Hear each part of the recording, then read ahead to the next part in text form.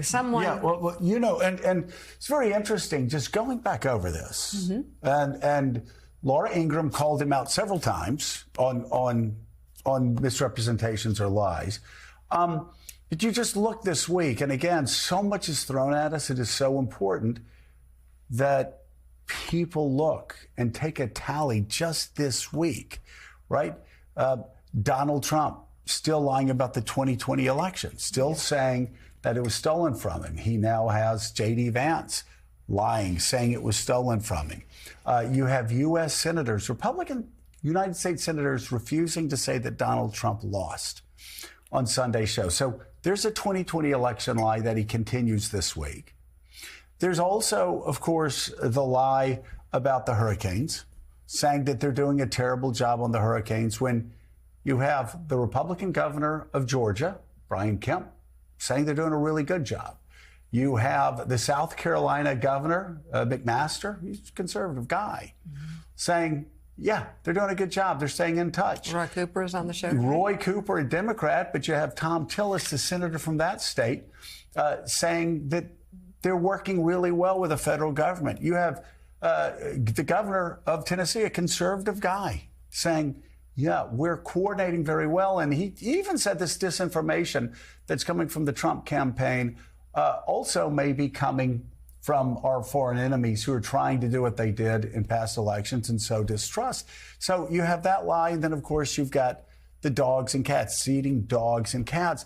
That lie, of course, called out by the Republican governor, who was a two-term Republican senator up in Ohio. But even what Donald Trump said about why he wouldn't do 60 Minutes last night. Unbelievable. What did he say?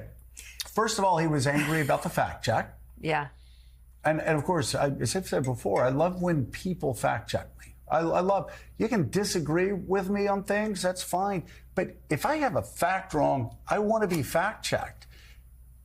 And he and J.D. Vance, very angry about getting fact checked, which tells you all you need to know about all the lies that they're telling.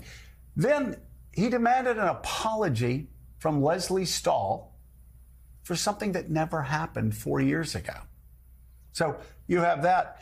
And finally, I just think he's gotten to a point where he skipped the debate that Kamala Harris said I'll do on Fox News. Happy to do it. He skipped the 60 Minutes interview, and it just has to lead you, which I was thinking last night, what is going on here? He needs to get out of that bubble. Why is he not out of the bubble? And I just think in his gut, he knows he may not be up to it anymore. Yeah, especially that's my best guess. Because, side by side with her. Right. I think that he's uncomfortable on a number of levels. I'm not going to get mean about it. Somebody 20 years younger than him. I mean, that's best guess, but we don't know. Presidential candidates have appeared on 60 Minutes in October before Election Day since 1968.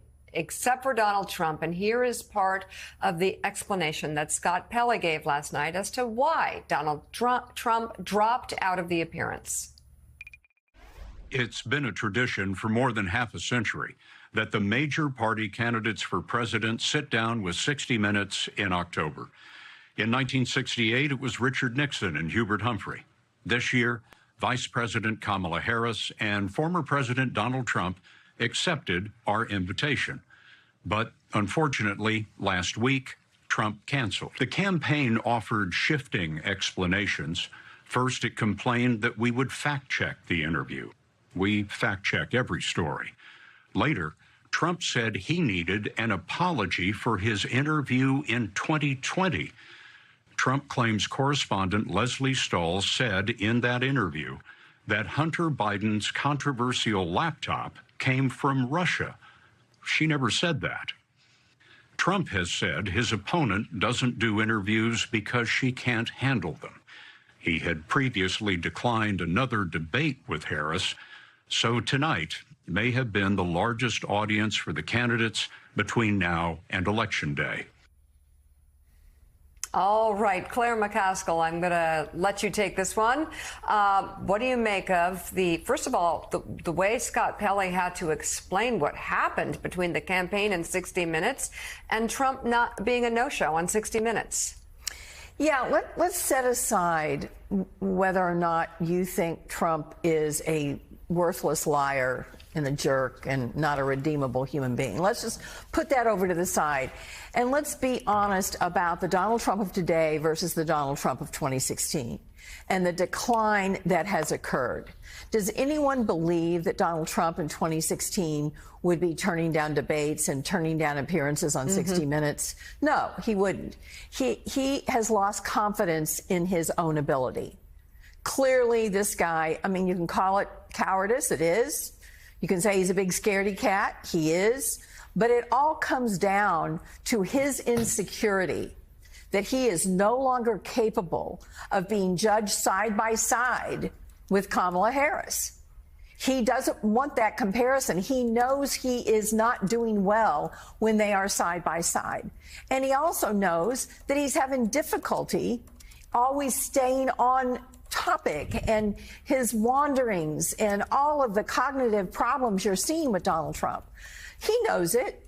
He may not be admitting it even to himself. But that's why they're coming up with all these bogus excuses, why he won't debate, why he won't appear on 60 Minutes, why he only goes to places that he knows will protect him from himself. Yeah, Trump hasn't sat for any sort of adversarial interview in months upon months. And certainly Kamala Harris got the best of him in their debate.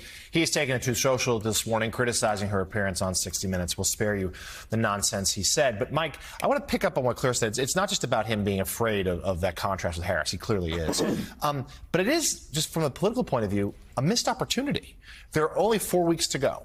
We know that he's campaigning only in friendly confines, both in interviews and rallies. And yes, this is going to be a turnout election. It's about driving out your base. But there is still a slim sliver of undecided voters who are going to matter in this election. The only way to reach them, for the most part, are moments like this, set pieces. Well, he's skipping a second debate. He skipped this interview last night. It is, and just in terms of raw politics, you need votes, and he missed a chance to court some. You're talking rationally, though. I do that from time to time. It's a problem. You're talking rationally about what a candidate would do to seek those missing voters, to seek them out, to focus on them. We're not talking about a rational human being here in Donald Trump. We're talking about a guy who sees people who need help, and he views it as, how can this help me? I want to help myself through their suffering. He wakes up nearly every day like a missile-seeking damage. He's seeking to do damage. He's done damage in Springfield, Ohio. He's doing damage down south during the hurricane, specifically for North Carolina. And that's who he is. And to Claire's point about his, he's lost his fastball if he ever had one. He certainly has. You can see that and you can hear that. Your ear can hear that in his ramblings.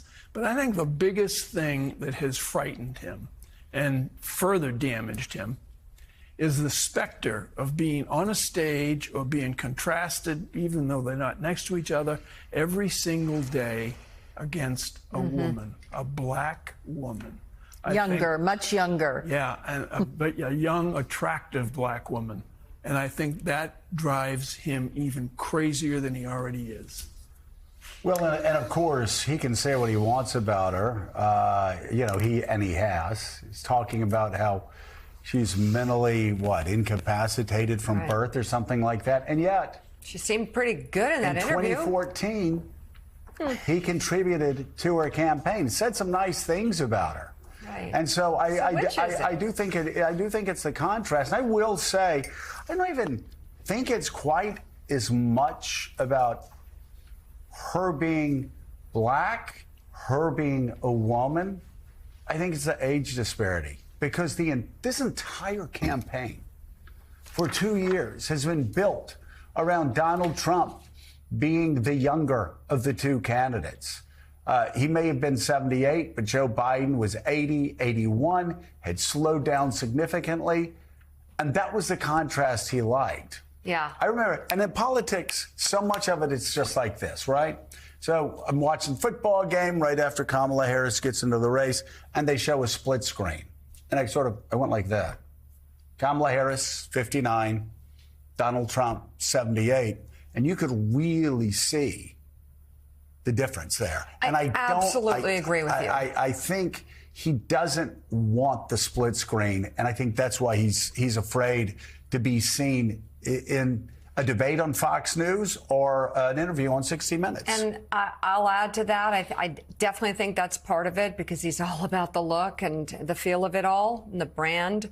But I also think, just having known him over the years, us both, that he is still trying to get over the trauma of standing on a debate stage with her and having her name military leaders, economic experts, and literally turning to him and they say you are a disgrace, right to his face. Right. And I think that's just, hearing that truth about not just his policies, but the way he's behaved over the years in front of millions of people, hearing the truth is impossible for him. Well, he can't do it again. And again, Jonathan Lemire, you followed Donald Trump for a very long time.